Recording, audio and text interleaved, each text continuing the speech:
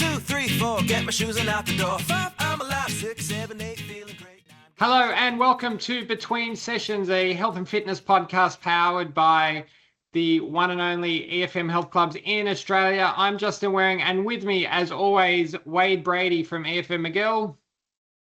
G'day, fellas. Just in the car today. Yeah. Change of scenery. Is living in your car as fun as you would think it is? Save heaps of money on rent. No, I came home to do this, and I forgot there's a tradie. There's a van in the driveway, so I can still get my Wi-Fi though from so it's all nice. good. Yeah. And Michael Jewson from EFM Underdale. How are you, Mike? I'm very good, thank you, guys. How are we? Never better. Excellent. Sun's out, birds are singing. It is a bit. The sun is out. I'm not going to say it's warm, but it's out. It's trying its best. We're getting there. Today's topic, we're going a little bit askew to what we would normally do. We normally do these very structured, this is what we're thinking kind of topics. Today is an open forum, and what we would like is for you listening in your car or at home to participate and add some comments to what we end up discussing, which could be anything, right? Yes. So our topic today, pardon? Get involved. Get involved. Yep. We want to hear from you. Yeah, is what's on our minds. So we live and breathe health and fitness 7 days a week. Most of our clubs, well, mine's only open Monday to Friday, but Saturday and Sunday we are still working with members, planning things, organizing the club and sessions and what have you. So we're at it 24/7. So we're living and breathing. So we're thinking about lots of different things all the time. So today it's about what's on our minds. We have lots of inputs from our members from during the sessions. I want to do this. I want to do that. Here's a problem. There's an issue. This is fantastic.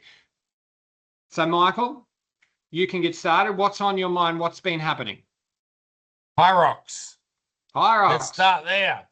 So, we've got a member of ours that wants to do the HYROX challenge or the HYROX workout Event. So, Event. Yeah. So hang on, before we go, for people who don't know, what is it? Because it's not a basically it's a huge task. It's a big workout task. I believe it's 8 times 1 kilometer run. I actually have a bit of notes here. What have we got? There's 8 stations. You've got 1,000 meters on a ski erg. You've got a 50-meter sled push, a 50-meter sled pull. The weight on that sled, I believe, is set a percentage of your. I think it's set for male and female. Okay, it's set for male and female. All right, cool. There's 80 burpee broad jumps. Now, if you don't know what that is, we all know what a burpee is. Rather than jumping up, you're jumping forward. You're jumping real big forward. So it's 80 meters of those, not 80 of. You've got a distance to cover. Then what else have we got? There's a 1K row. There's 200 meters of farmers carries, 100 sandbag lunges, and then I think it's wall balls. Yep. Wall balls to finish it all off. So it's hard. It's a big, tough thing to do. Did you after each one of those is another 1 kilometer run? Yeah. So there's a 1 kilometer run after each station. So you do 8Ks in total. Look, it's not for everybody, obviously. One thing that I have learnt with training this member is we've had to go to a different style slightly of training than we would offer generally at the most of the EFM clubs.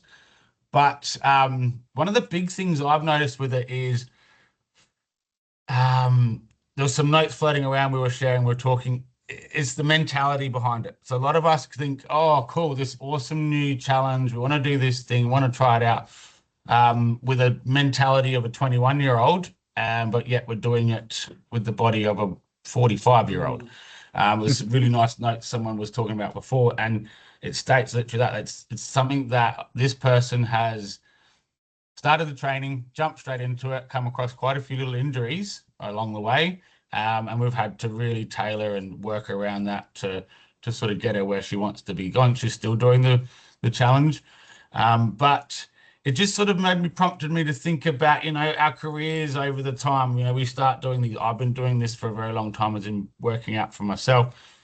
And there's some things these days that I just don't know that I could put my body through. You know, obviously we talk about no pain, no gain, all that stuff, whatever. You do have to be smart about it. And this has been a really interesting sort of project for me to take a different approach with somebody that wants to do something that really isn't built for people that are our age, maybe, or not to be able to get the times and the accolades that everybody gets. Just to finish it would be great. But, you know, it's a very different style of training, and it's very different. It's taken me back a few years to my football days and things like that, where you had to specifically train for something. But then seeing how the body reacts very differently and how the mind reacts differently. You know, the body will give up 10 times before the mind does, but it's very hard to sort of navigate this in a nice way, without saying, look, you know what, just remember the age factor is actually really, really real here. It's a real thing. So that's something that we're going through at the moment. The club is a bit of an injection of something very different, this HYROX theme. So interesting. It's all the rage at the moment too. It's the most, I guess, sought after and popular. It's the biggest trend. Yeah. And it kind of and people are jumping on board because it you know, it's a solid challenge, isn't it? And absolutely, yeah. And the way that they do these races, because it's a race, is appealing to anyone with competitive instinct. All right, yeah, I want to see how I go in that race. Yeah. So yeah, we have now here at Bella Vista a designated HYROX training session and there's a core group of people that want to do it. Some train independently to do it themselves because we have enough space here. So it's a big trend. Yeah. Yep. Yeah. Even that was a big one for me, was trying to figure out how to accommodate for the training. You know, having most of the members doing one thing and then one person wanting to run down the middle of the room with a sled, you know, with a heap of weight on it. It was hard. It was tough. So we've worked it out though, but it is a big trend at the moment. It's very popular. Most people that have never done one still know about it. So it's been around for a couple of years. I think Selena, my wife, brought it to my attention. It was probably a couple of years ago now, and we did on a Saturday morning. We just made that the session. It was a half HYROX, so we went through. That's how I knew a bit about it. So we worked out the weights, and it took a few. We had a few coaches there, all hands on deck, to quickly change the weight of the sled when a male or a female came in. But yeah, we pretty much nailed, I think, the half version. The only trouble we had in our space was having to do it a little bit out of order. Sometimes someone might run back and the ski erg's busy, and we'd say, just do the roller first. You know, like just do it a little bit out of order. And it still got a taste for it, and it was a bit more manageable doing half, like 500-meter run each time. We had a quarter version as well, so basically anyone could do it. But yeah, it was good. And we've got a girl who's probably doing the same event, Mike, who's she's pretty easy going, she's pretty fit. She's just like, I'll just add in a bit more running. And yeah, so we haven't really had to change anything for her, but yeah, it's funny how these trends go. Like, I don't know. I think probably one of the biggest things that's made this so popular is the fact that you know, the results are global. So you know, it basically the worldwide format. So if you do really well at it, you know, you're comparing yourself to the rest of the people that have done it, not just your local community or your country. It's all over the world. Like some people are finishing this thing in 65 minutes, 55 minutes. You know, the average person, I believe on my notes here, is about 90 minutes, about an hour and a half. But, you know, the fact that you can put yourself against other people and see where you're at, I think that's one of the big appeals there, it's especially with people. Standardized, exactly. Yeah. Cool thing about it, just look at your age group and you're comparing apples with apples. Yeah. To move sideways a little bit from that, I was talking to a lady at the club yesterday and talking about comparing yourself to, you know, when we're in the club and someone might say something, you know, what should I be lifting? What's good? And I'm like, God, how long's a piece of string? Like, to me, that's going to lead to a lot more questions. But Lady Pam was telling me yesterday that she's been using this website. It's called Strength Level, and I haven't had a good look at it yet. But there's 27.8 million people have recorded their weights that they use for, you know, what the exercise is, and it breaks it down to gender, age, and your weight. So you can see how Pam said that she's lifting at 10% of her age group for her, you know, same weight, same age, same gender. I said, so what, you're in the top 10%, which doesn't surprise me. She's very strong. So that's really cool. I thought, yeah, it's called Strength Level. So if you got any people that are, you know, pretty serious with their weight training, and it's just, I guess, through pure interest, where do they rank against the average person? And this is just people, regular people that go to the gym. This isn't, I wouldn't say, there's probably some pretty competitive people in there too, but yeah, that's a good one. Because you know, if you've really peaked with your strength training in your late 30s, early 40s, eventually, I guess you're gonna taper off. Although I did see a guy on Instagram the other day, he did a 1 rep max. He was like 85 and he did a 1 rep max of like 135 kilos just in his kitchen. He just had a bench press set up in his kitchen. He's 85 and he did a 1 rep max of 135. It was the bar just keeps going higher. I guess at 85, there's nothing really weird that you could do that people go, oh, this guy's losing. You know, it's you've earned that. You've earned that right level to be a little nutty. Yeah, the video is pretty hilarious. It says you can just hear ads on the radio in the background while he's recording it. Yeah, it's real. Yeah, I think I mean, so that guy and the strength levels. I mean, and a bit going back to HYROX.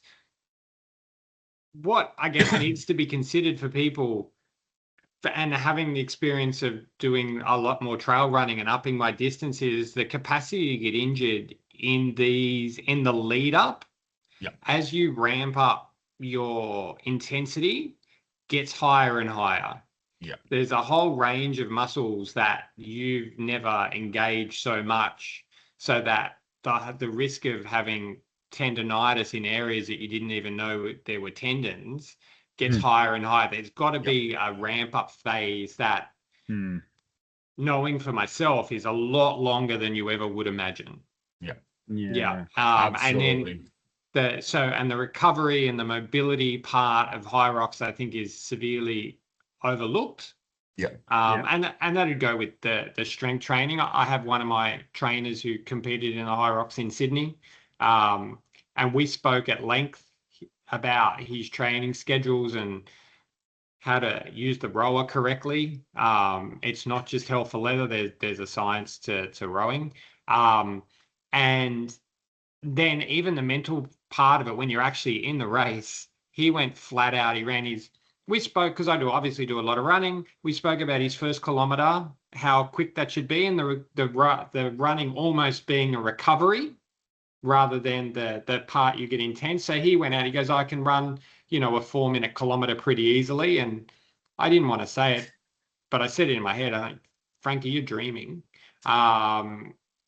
You're not a 4-minute per kilometer runner. Can you do that for like a half marathon? No, that's a very fast pace. 4-minute Ks is well. Yeah. Do you remember Juliet that we interviewed on the podcast, the GP? She's got her own business up and running now with her 6 pillars of I caught up with her last week and it's going so well. Juliet that we interviewed maybe 18 months ago.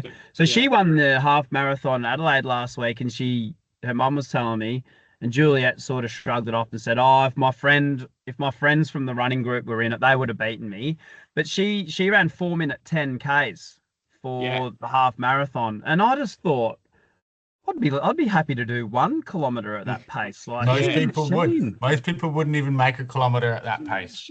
So I can do that for 5, a little bit under 4 for 5 kilometers, but not much more. Like I'm a bit gay. It's a different type of running. Yeah. So Frankie did his first kilometer in 3:22. So that's some serious moving. But then was gas doing the ski, Yes. and it took him close to 6 minutes for a kilometer in the ski, so which should have taken him closer to 4. Yeah. Then his second kilometer was 4:10. By the 8th kilometer, pacing yourself. yeah, by the 8th kilometer, he was running him at 6:50s. Whoa. So right, so he had he got cramps, so there's a mental strength in holding back a little bit with HYROX and any event where, especially, you get hyped up and you're ready to go and you've been looking forward to it, you just go out way too hard.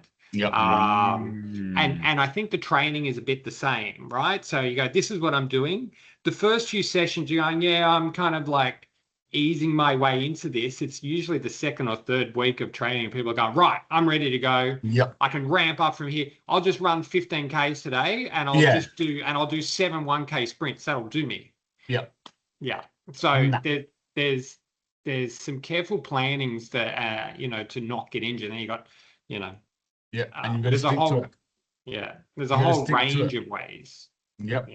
Like you said, during the race, you get caught up in the hype. You see that person running a little bit faster, so you keep up with them, and then you have to go. Like, there is discipline to it and a structured plan. So makes me think of two sayings, like pace yourself, run your own race. There's a lot of sayings. Absolutely. But understanding your capacity to run that race is, like, I guess you need that experience of blowing up to you go, don't do that. I won't be doing that. I need to be a little more sensible. So, Wade, there's always a lot on your mind. What's on your mind? Busy mind, very busy mind. There's always the normal, just what can I say to this person that hasn't been coming in enough to inspire them into action? So I'm always trying to think of different ways of saying, I suppose, the same thing, and just putting it out there on Instagram. So I'm always spending a lot of energy on people that it's hard when you know someone else's potential, and when when you've been dealing with people for so many years, and a lot of people find you and they get into the habit, they're training well, and they say, so many people say, I'm sure you've heard it, I should have done this 10 years ago, I should have started this 10 years ago. And for me, I think about those people that I feel like if you don't start coming in soon, you're going to quit and stop, and then it might be another 10 years. Like, life goes pretty quick. The weeks turn into months, turn into years, and I just don't want people to regret it later. And then I'm grappling with, well, each to their own. Like, it's I'll grapple with it probably. I'll probably try and turn everyone into a dedicated, fit as, healthy, energetic human. It's hard when you know that anyone can do it, but sometimes I just have to ease back and go, I don't think everyone wants to put in the effort to get that. And that's probably on my mind too much. Do you think not just you, but anyone is capable of being someone else's motivation? Like, that's what you're trying to be. To a degree. To a degree, yeah. Like, we were told at a conference by David Parkin, the ex-AFL coach. He took Carlton to a premiership in 99 or 2000. And he was standing there before us. I don't know if you were at that one, Mike, but he said, I believe motivation only goes that deep and lasts that long. And I thought, this he's David Parkin, like, he'd know. So I stopped messaging people that hadn't been coming in. I thought, well, I'm wasting my time. Like, motivation does bugger all. And then a couple of months later, I realized that my attendance had even taken a bigger drop off. And I thought, geez, I think I better get back to following people up. And then it picked up again. And I was like, if I ever run into David Parker one day, I'll tell him, even though it might be this deep and last this long, a lot of the time, that's just enough for someone to get them over the hump, if that makes sense. Yeah. Well, I mean, I guess that's the very definition of an influencer, right? So we have Instagram, social media influencers, and their only job is to influence someone enough to go to an online shopping cart, purchase a product, and then their job is done. So it only needs to last for 5 minutes. Yep. So there's influence. There's not much impact. What you're trying to do, Wade, is have influence and impact on a life. Impact's probably the harder one. Yeah. Yeah. Well, I came up with my own analogy, which I might have mentioned in another one of our chats. Like, I believe if someone's on the fence, so it's usually afternoon people that struggle to get in. You guys would know that your 6 a.m.ers and your 7 a.m.ers generally quite drilled. It's part of the habit. Stuff doesn't get in the way at that time of day. But in the evening, there's a whole list of things that can muck up your plans to get along to the club, and it just gets too hard. So anyway, if someone's at work in the afternoon, this has been my theory for a couple of years now, and they're on the fence about, it's pretty cold, should I go and do a workout tonight? So if they're on the fence, sort of wavering, and they get a message from me, hey Mike, hope to see you tonight, I think that should push them on the right side every time. Yeah.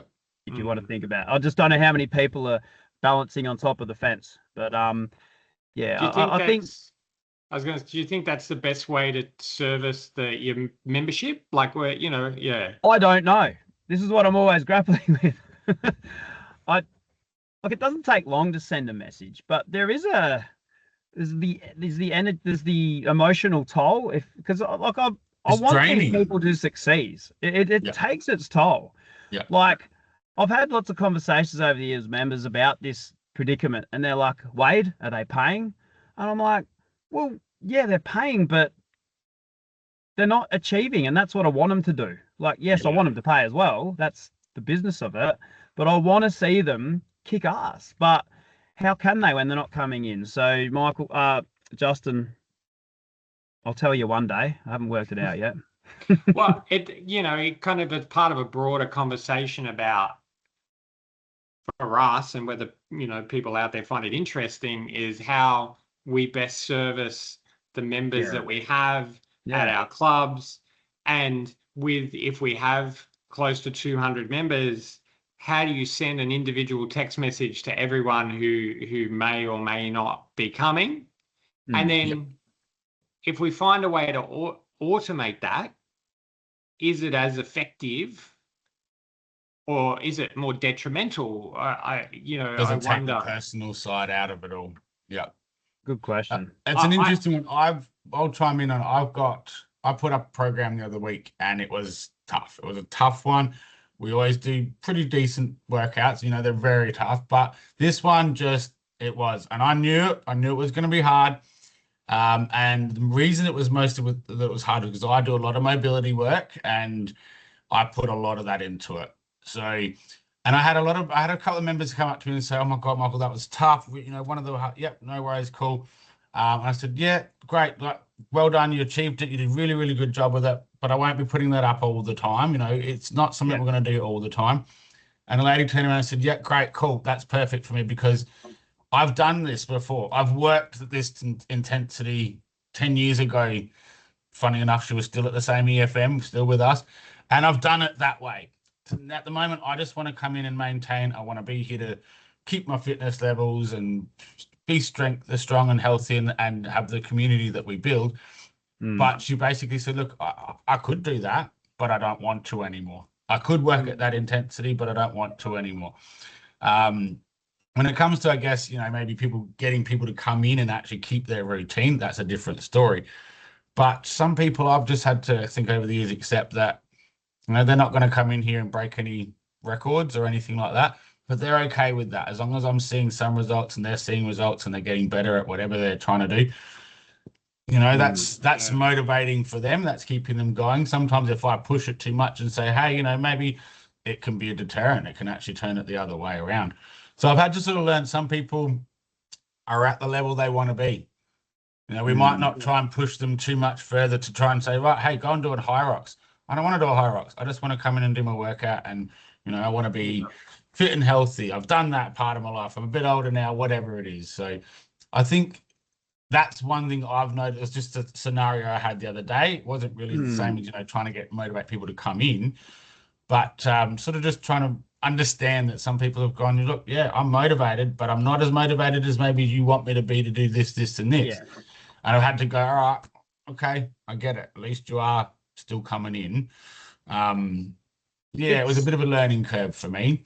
It's that whole just understanding each individual of what their actual goal is. Like, it's easy to assume that everyone's there to get results, but it can go both ways, can't it? Like the way you just said, like they've got to a point now where they're just happy to come in and do 3/4 pace, where you've got other people that are there for results.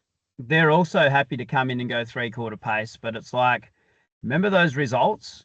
The way you're training at the moment isn't going to quite get you there. But for me, the biggest thing is actually having a habit that you can build on. Like you've got to be like that old saying, half the challenge is turning up. But yeah, I've probably been a bit more the other way, Mike. I've probably been softer on people and tried to, I suppose, to teach a man to fish, you fish for a lifetime. Like I try to educate people and want them to put in the effort. But it's a tricky job. Like, it's like when we get someone brand new and we don't want them to have too much DOMS soreness, delayed onset muscle soreness. You don't want them to have too much the next day because it can put them off. And even though it's sometimes funny and fun to hear them whinge about how they could hardly get off the toilet or out of the car, we know that particular people that have never trained before, that's so off-putting. You could stop their fitness career in its tracks if you do that to someone. And even though we have all our experience, you still sometimes, like, it's an educated guess. Like I'm sure we all get surprised all the time. Sometimes someone comes in and they go really easy and they come back a few days later and tell you how sore they've been, or you message them and follow them up and they're like, I can't get up my stairs. And you're like, you get surprised all the time. You think, bloody hell. And then other people, I messaged a lady yesterday and I said, I hope you're all right, pulled up okay after your first session. She's like, no, I'm fine.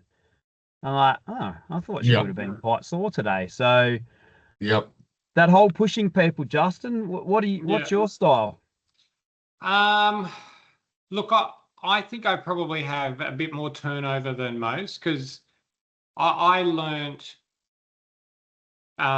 through not through trial and error, but I ran some experiments in terms of, and with one particular person who I told I would work with for free for a year. She was really obese and unfit, lost her job, couldn't get another job, and as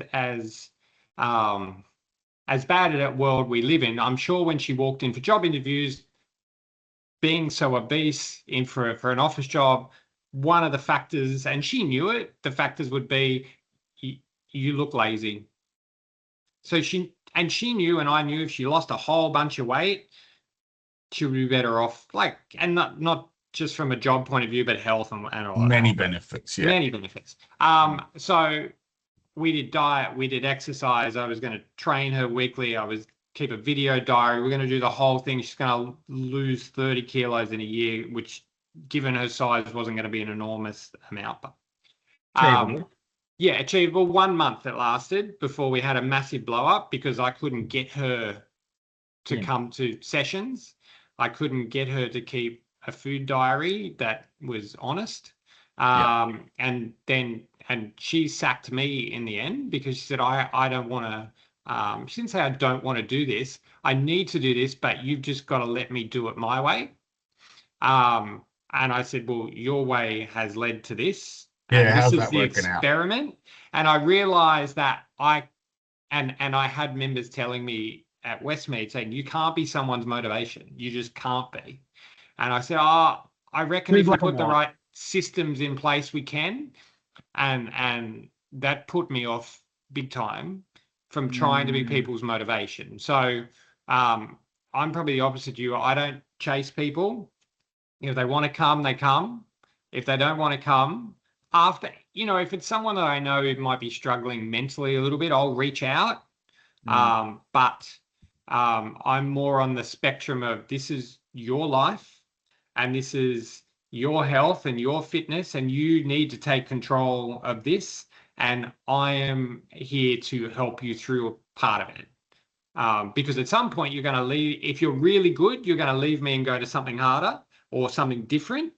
And if you get that far, or you're going to quit and try a shortcut somewhere else, which is what I find. So I don't try to be people's motivation anymore, unless they're there at the moment. In a session, in a class, I'm not devoid of giving positive feedback the majority of the time, but it kind of always makes me think about why people leave gyms and health clubs and fitness centers. Most people would cite time and the cost of that facility divided by the time that they have. Is it worth it? And then also, why do people join? Because that equation changes obviously over time. Like you go, okay, well, that's not that much, and I have all this time, and then suddenly about a month later that equation flips. Their life didn't change, but the equation in their head flipped. Yep. The bloody maths that get you every time. Yep. And so we have this dilemma about, and Wade, I hear it really passionately, is we're here to run a business and we want as many members, but our kind of nature and why we do this is more about we want to see people succeed, and the money's a real bonus. And I guess it depends on which side of the fence you want to sit on. Like, I'd love to be more in Wade's camp, but I've got too many members to go to chase everyone up to really focus. They've got to focus on their goals. Yeah, like I think when you have one of those days, you look through your list of who hasn't been in, it can be, get you down a bit, and then you just have to remind yourself, God, I've got a bunch of people that are so good and coming. Like it's good to focus on the positives too. But I'd be interested. It'd be really interesting to think where you would be with this now, Justin, if that lady stuck with it and turned out to be the success story you were dreaming of. Like that could have shaped you in a different way. So, but you look, probably, and maybe she was the wrong candidate.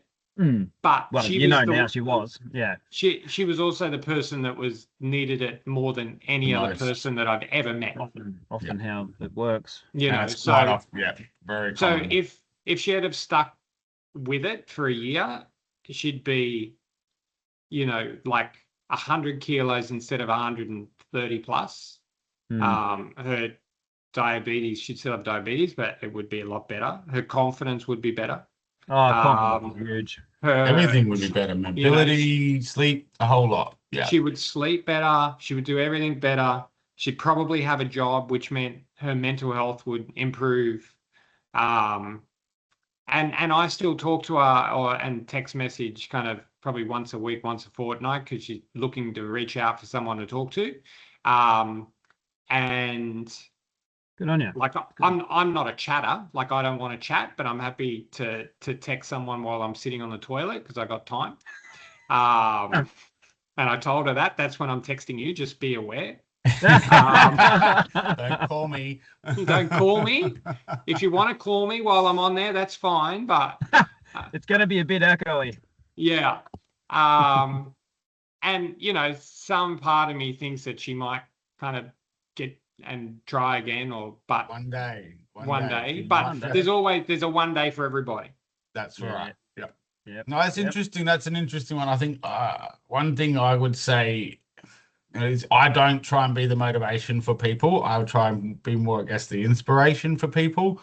When they come to me or they reach out and they say, I need to do this, I need to do that, and I explain to them, I'll paint the lifestyle for you. If you do this, this, and this, then you'll have those things. Or this is what I do, and this is what I get benefits from it. So you can sort of show them the map. Doesn't mean you can make them travel it and find it to that X at the end. Well, yeah, I did that exact thing last week, show them the way. So I took Ping's podcast, which a lot of my members know her. So I suppose I had that advantage. I said, have a listen to this podcast if you're someone that is a bit out of the habit at the moment. I don't know, knows someone, you could share it with someone that's been talking about starting, because I think if you listen to this story, it could start turning a few different cogs in your head, so to speak. So I guess what that's trying to inspire someone into action. Yep. I don't know, I get a bit confused with the terms motivate and Yeah, I inspire. think you can kind of use them interchangeably. I mean, Yeah. but there's probably an internal and an external.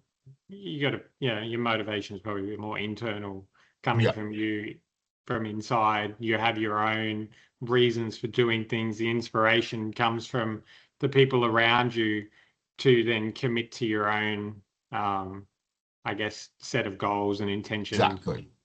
And in the end, with me, my inspiration, right, I'm going to do this. I'm going to continue to do this to keep getting my results. So that's works for me.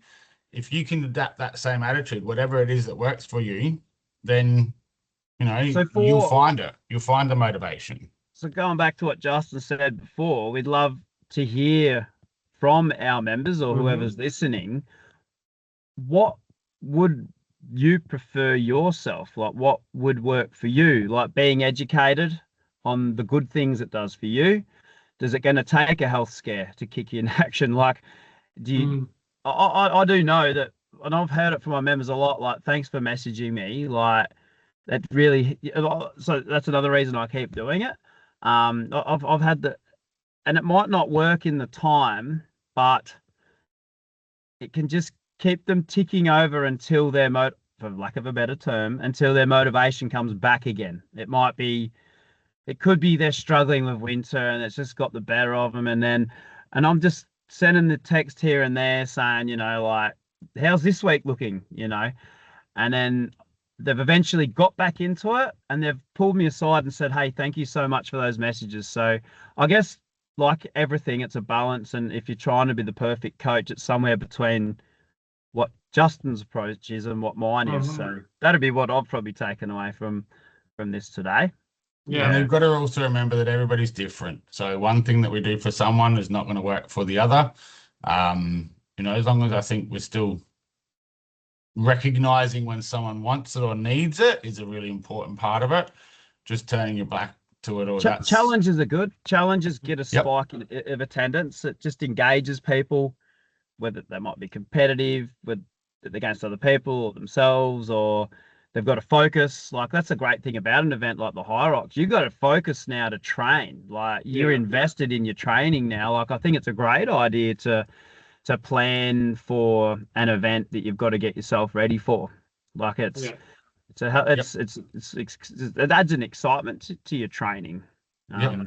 Especially something that's going to get you out of your comfort zone. We all know there's nothing better than finding something outside of that comfort zone you didn't know you could do, whatever it is. Setting yourself the goal to train for something and then achieving it, that's some people, that's hugely out of their comfort zone. Hey boys, thank you for that. I have to run and go and yell at some people pretty much in our next lunchtime session. No, I won't. I'm really nice to people. I just also wanted to mention just quickly, our episode with Ping, due to my poor accounting skills, was our 50th episode. So Ping had the distinction of that, and we keep pumping them out. We hope more and more people listen. The downloads keep going up steadily, slowly, and I keep getting spammed from different parts of the internet saying, I have a guest for you. I'm not sure if they want to get paid, but if they don't want to get paid, some of them seem interesting, but we'll see how we go. Now we've hit 50. I think we're in the top 1% of podcasts ever in terms of content. People usually stop after 2 or 3. They're probably a little bit smarter than us. And in those 50 episodes, our largest download ever was the one with Sashi, our clinical psychologist, our resident psychologist, about psychological factors around exercise. And I'm looking to get her on again in a couple of weeks. And one of the other really big ones was with our hypnotist, around exercise and hypnosis. that was also one of the biggest ones. So we have a very wide and varied kind of playlist there. If you ever want to go back, if you're listening to this, going, what are these three guys dribbling about? I've got to say the hypnosis one was one of my favorites. That was Yeah. great. That was a great. That was great cool. chat. That was an Yeah. eye opener. Yeah, she's good. Can I just add, Justin, while people are frantically typing away in the chat section below, Yeah. feedback. Like, I think what's the audio like? Should we get some good microphones? I don't know. Like, Tell us what you think. Tell us what you Give us some feedback, really team. think. Yeah, we want to know. Yeah. Excellent. Do we like the beard or should I get rid of it? No. Okay, on that point, catch Michael at EFM Underdale, Wade, EFM McGill, myself at EFM Westmead, Bella Vista. Thanks a lot, guys. We'll see you soon. Thank you Good day, very guys. much, team. Bye. See ya.